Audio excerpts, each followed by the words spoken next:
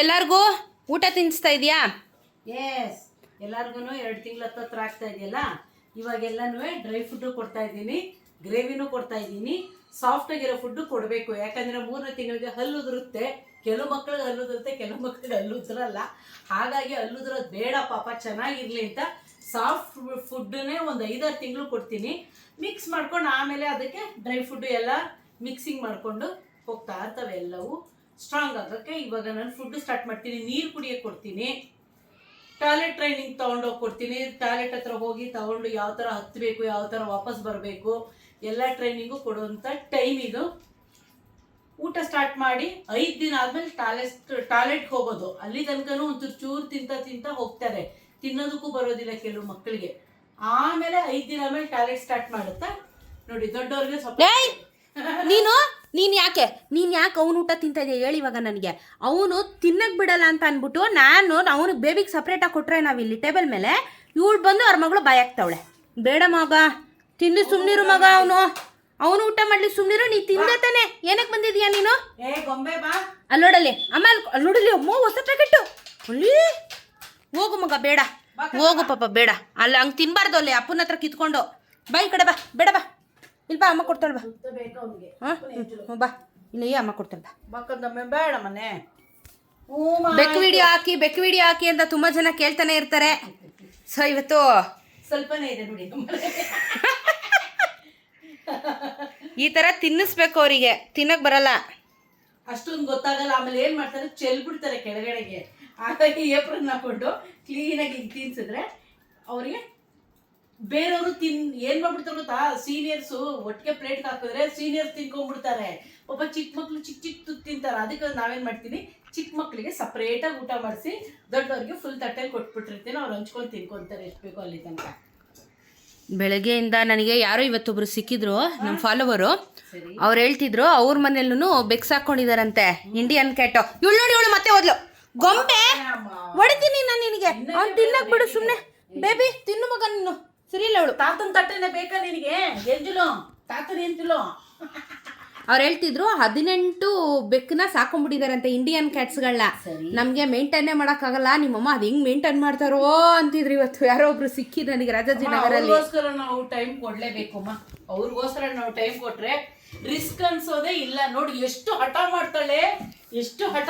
ಒಂಚೂರು ಕೊಡ್ಮಮ್ಮಿ ನೀನು ಹೇಳ್ತಾರೆ. ಇವಳ್ದೆ ಬರೀ ವಿಡಿಯೋ ಹಾಕ್ತಿರ, ಚೆರಿದಲ್ಲಿ ಕುರಿದಲ್ಲಿ ಅಂತಾರೆ. ಇವಳೇ ಮಾಡ್ಬೇಕಾದ್ರೆ ವಿಡಿಯೋ ನಂದೆಲ್ಲಿ ಇಕ್ಲಿಂತ ಮೂಗಿಟ್ಕೊಂಡ್ ಬರ್ತಾಳೆ. ಗೊಂಬೆ ನಿಂದ ಅತಿ ಆಯ್ತು ಗೊಂಬೆ. ಇಲ್ಲಿ ನೋಡ್ರಿ, ಇವರಿಬ್ರು ಕುಸ್ತಿ ಆಡ್ತಾವ್ರಿ. ಇಲ್ಲಿ ಕುಸ್ತಿ ಆಡ್ತಾವ್ರೆ. ಅಲ್ಲಿ ನೋಡ್ರಿ, ಅಲ್ಲಿ ತಿನ್ನಿಸ್ಕೋತಾರದ್ ನೋಡ್ರಿ. ಅಲ್ಲಿ ತಿನ್ನಿಸ್ಬೇಕು ಮಕ್ಕಳಿಗೆ. ಯಾಕಂದ್ರೆ ನೋಡಿ, ಸಾಫ್ಟ್ ಗ್ರೇವಿ ನಾವು ಅಸಹ್ಯ ಮಾಡ್ಕೋಬಾರ್ದು. ಫಿಶ್ ಊಟ ಅಂತ ತಿನ್ನಿಸ್ಬೇಕು. ನಾನ್ ವೆಜ್ಜು ಇವ್ರಿಗೆ ಅಂತಾನೆ ಗ್ರೇವಿಗಳು ಸಿಗುತ್ತೆ. ಪೆಡಿಗ್ರಿ ಅಲ್ಲ, ಪೆಡಿಗ್ರಿ ನಾಯಿಗೆ ಹಾಕೋದು. ಕ್ಯಾಟಿಗೆ ಬೇರೆ ಫುಡ್ ಸಿಗುತ್ತೆ, ಅದನ್ನ ಮಿಯೋ ಯೂಸ್ ಮಾಡ್ತೀವಿ ನಾವು. ವಿಸ್ಕಸ್ಸು ನಾವು ಮೆಜಾರಿಟಿ ಯೂಸ್ ಮಾಡಲ್ಲ. ನಾವು ಮಿಯೋವೇ ನಮ್ಮ ಮಕ್ಳಿಗೆ ಅಡ್ಜಸ್ಟ್ ಮಾಡಿಸ್ಬಿಟ್ಟಿರೋ ಕಾರಣ ಸಿಕ್ಕಿಲ್ಲ ಅಂದರೆ ಸಿಗುತ್ತೆ, ಏನು ತೊಂದರೆ ಇಲ್ಲ. ಸೊ ಇವಾಗ ಎಷ್ಟು ಟೈಮು? 2 ಟೈಮ್ಸ್ ತಿನ್ನಿಸ್ತೀಯಾ? ಅಂದರೆ ಈ ಥರ ಪುಟ್ಟ ಮಕ್ಕಳಿಗೆ ದಿನಕ್ಕೆ ಅರ್ಧ ಗ್ರೇವಿ, ಸಂಜೆ ಅರ್ಧ ಗ್ರೇವಿ ಕೊಡ್ತೀನಿ. 1 ಗ್ರೇವಿ ಬೇಕೇ ಬೇಕು. ಡ್ರೈ ಫುಡ್ ಸ್ವಲ್ಪ ಆ್ಯಡ್ ಮಾಡುತ್ತೆ, ನೀರು ಕುಡಿಯುತ್ತೆ. ಹಾಗಾಗಿ ಅರ್ಧ ಕೊಡಬೇಕು. ಯಾಕೆ ಗೊತ್ತಾ, ತಿನ್ನಿಸ್ಬಿಡ್ತೀನಿ ಅಂತ ಆಸೆ ಪಟ್ಟು ತಿನ್ಬಿಡ್ತವೆ, ಡೈಜೆಷನ್ ಆಗಲ್ಲ, ಲೂಸ್ ಮೋಷನ್ ಆಗುತ್ತೆ. ಆಮೇಲೆ ಅದಕ್ಕೆ ನಾವು ನೋಡ್ಕೊಂಡು ನಮ್ಗೆ ಡೈಲಿ ಮೆಜರಿಂಗ್ ಗೊತ್ತಾರೆ ಎಷ್ಟು ತಿನ್ಬೇಕು ಅಂತ. ನೋಡಿ, ಕಳ್ಳನ ಮಕ್ಳು ಎಲ್ಲಿಂದ ಬಂದ ಔಷಧಿ ನೋಡ್ರಿ ಎಲ್ಲೆಲ್ಲಿ ಹೋಯ್ತಾಳೆ ಅವಳು. ತಿಂದವಳೆ ಮತ್ತೆ ಹೋಯ್ತಾವಳೆ. ಈ ದೊಡ್ಡವ್ರನ್ನ ಹಿಡಿಯೋದು ಸ್ವಲ್ಪ ಕಷ್ಟ. ಇವಾಗ ಚಿಕ್ಕವ್ರ ತಟ್ಟೆಗೆ ಬಾಯ್ ಹಾಕ್ಬಿಡ್ತಾರೆ. ತಿಂದ್ಬಿಟ್ರೆ ಊಟ ಇರಲ್ಲ ಮಕ್ಕಳಿಗೆ, ಬಗ ಅಂತ ತಿಂದಾಕ್ಬಿಡ್ತಾರೆ. ಅದಕ್ಕೆ ನೋಡ್ಕೊಂಡು ಊಟ ಮಾಡಿಸ್ಬೇಕು. ಯಾರ್ಯಾರು ಊಟ ಮಾಡಿದಾರೆ ಗುರ್ತಿಟ್ಕೊಂಡು, ಹೂಮ ಆಯ್ತಮ್ಮ ತಗೊಂಬ. ನಮ್ಮ ಅಮ್ಮನಿಗೆ ಬೆಳಗ್ಗೆ 1 ಟಾಸ್ಕು, ಸಂಜೆ 1 ಟಾಸ್ಕು. ಇದಾಗಿದ ತಕ್ಷಣ ಇನ್ನು 1 ಅವರ್ ಮೇಲೆ ಎಲ್ಲ ಟಾಯ್ಲೆಟ್ ಕೂತ್ಕೋತಾರೆ ಒಬ್ರಾದ್ಮೇಲೆ ಒಬ್ರು. ನೋಡಿ, ಇಲ್ಲಿ ಲೀಟ್ರ್ ಮಡ್ ಇಲ್ಲೇ ಇರುತ್ತೆ. ಲೀಟ್ರ್ ಮಡ್ಡು ಸುಸ್ಸು ಮಾಡಿದರೆ ಹಂಗಾಗುತ್ತೆ. ಅದೊಂದು 5 ಮಿನಿಟ್ಸ್ ಬಿಟ್ಬಿಟ್ಟು ಎತ್ತಬೇಕು. ಯಾಕಂದರೆ ಅದು ಹಂಗೆ ಎತ್ತಿದ್ರೆ ಅದು ಅಂಟಂಟು ಬಂದುಬಿಡುತ್ತೆ. ಅದು ಡ್ರೈ ಆಗುತ್ತೆ ಕಂಪ್ಲೀಟಾಗಿ. ಸುಸ್ಸು ಮಾಡಿರೋದು, ಉಂಡೆ ಮಾಡಿರೋ ಸುಸ್ಸು ಎಲ್ಲ ಉಂಡೆ ಆಗುತ್ತೆ. ಆಮೇಲೆ ಎತ್ತಾಕೋದು. ಎಲ್ಲರೂ ಟಾಯ್ಲೆಟ್ಗೆ ಹೋಗ್ತಾರೆ, ಅದನ್ನೇ ನಾವು ಕ್ಲೀನ್ ಮಾಡ್ತಾನೆ ಇರ್ತೀವಿ. ದಿನ ನಮ್ಮಮ್ಮ ಟಪ್ ತೊಳಿತಾನೆ ಇರ್ತಾರೆ, ಎಲ್ಲನೂ ಕ್ಲೀನ್ ಮಾಡ್ತಾನೆ ಇರ್ತಾರೆ. ಟಪ್ ತೊಳಿ ಇಷ್ಟು ಮಕ್ಳಿದಾರಲ್ಲಮ್ಮ, ಹೈಜಿನಿಕ್ ಆಗಿ ನೋಡ್ಕೋಬೇಕು.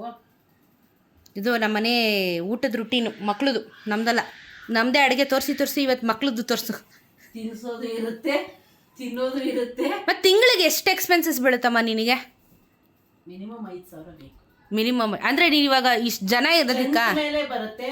ಆಮೇಲೆ ಕಿಟನ್ಸ್ಗೆ ನಾವು 2 ಸಲ ಫೀಡ್ ಮಾಡಬೇಕು. ದೊಡ್ಡವ್ರಿಗಾದ್ರೆ ಒಂದೇ ಬೆಳಗ್ಗೆ ಹೊತ್ತು ಗ್ರೇವಿ ಎಷ್ಟು ಮಕ್ಕಳಿದ್ದಾರೆ ಅದನ್ನ ನೋಡಿಕೊಂಡು ಹಾಫ್ ಗ್ರೇವಿ ಕೊಟ್ಟು ಡ್ರೈ ಫ್ರೂಟ್ ಕೊಡ್ತೀನಿ. ಡಿಪೆಂಡ್ ಆನ್ ಕಿಟನ್ಸ್ ಅಮ್ಮ. ಆಮೇಲೆ ಬಾಣಂತಿರು ಬಸ್ರೀರಿದ್ರೆ ಊಟ ಸ್ವಲ್ಪ ಜಾಸ್ತಿನೇ ಮಾಡ್ತಾರೆ. ಅದರಲ್ಲೆಲ್ಲ ನಾವು ಕೈ ಹಿಡ್ತಾ ಮಾಡೋಕ್ಕಾಗಲ್ಲ. ಕ್ಲೀನಾಗೆ ಕೊಡಬೇಕು, ಹೊಟ್ಟೆ ತುಂಬ ಕೊಡಬೇಕು. ಇವಾಗ ಎಷ್ಟು ಪ್ಯಾಕೆಟ್ ಓಪನ್ ಮಾಡಿದೀಯಾ ನೀನು ಚಿಕ್ಕ ಮಕ್ಕಳಿಗೆ? 4 ಮಾಡಿದ್ದೀನಿ. ಇವಾಗೆಲ್ಲ 4 ಮಾಡಿದ್ದೀನಿ. ಇನ್ನು ಬೆಳಗ್ಗೆ ತನಕ ಏನಿಲ್ಲ, ಇನ್ನು ಮದರ್ ಫೀಡಿಂಗ್ ಅಷ್ಟೇ. ಕೊಡಬೇಕಲ್ಲ ಟ್ರೈನಿಂಗ್, ಅವ್ರಿಗೂ ಊಟದ್ದು ಬೇಕಲ್ಲ ಟ್ರೈನಿಂಗ್. ಸೊ ಫುಲ್ ಟ್ರೈನ್ ಆಗ್ತಾರೆ, ಕ್ಲೀನಾಗಿ ಟ್ರೈನ್ ಆಗಿ ಮಾಡ್ತಾರೆ. ಡಿಸಿಪ್ಲಿನ್ ಕಲಿಬೇಕು. ಎಲ್ಲೆಲ್ಲ ಹೋಗಿ ಟಾಯ್ಲೆಟ್ ಮಾಡ್ಬಿಡೋದು, 1, 2 ಮಾಡೋದು ಅದೆಲ್ಲ ಹೇಳ್ಕೊಡೋದೆ. ಕೆಲವ್ರು ಹೇಳ್ತಾರೆ ತಿಂಗಳು ಮಗುನ್ ಕೊಡಿ ಅಂತಾರೆ. ದಯವಿಟ್ಟು ತಾಯಿ ಫೀಡಿಂಗ್ ಮಿನಿಮಮ್ 2 ತಿಂಗಳು ಆಗ್ಲೇಬೇಕು. ನಾವು 60 ಡೇಸ್ಗೆ ದೊಡ್ಡ ಆನೆ ವಯಸ್ಸಾಗೋದಂಗ ಆಗ್ಬಿಡ್ತಾರೆ. ಆನೆ ಎತ್ತರಕ ಬೆಳಿತಾವ ಇವು. 2 ತಿಂಗಳಿಗೆಲ್ಲ ಫುಲ್ಲು ಹೇಳಿದ ಮಾತು ಕೇಳ್ತಾರೆ. ಅವ್ರ ಹೆಸರಿದ್ದು ಕರೆದ್ರೆ ಬರ್ತಾರೆ. ಅವರೇ ಎಷ್ಟೊತ್ತಾದ್ರೂ ಟಾಯ್ಲೆಟ್ಗೆ ಹೋಗ್ಬೇಕಂದ್ರೆ ಹೋಗ್ತಾರೆ. ನೀರು ಬೇಕಾ ನೀರಿಗೆ ರೆಸ್ಪಾನ್ಸ್ ಮಾಡ್ತಾರೆ.